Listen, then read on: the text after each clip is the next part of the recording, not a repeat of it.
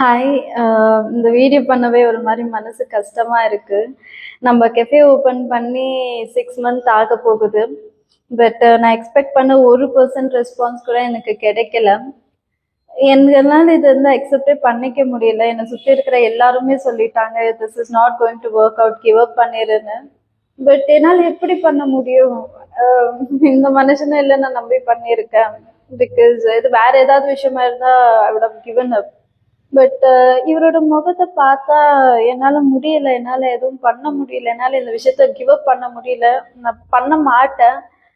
ஏன்னா இவருக்கு பின்னாடி இருக்கிறவங்கள நம்பி நான் ஆரம்பிச்சிருக்கேன்.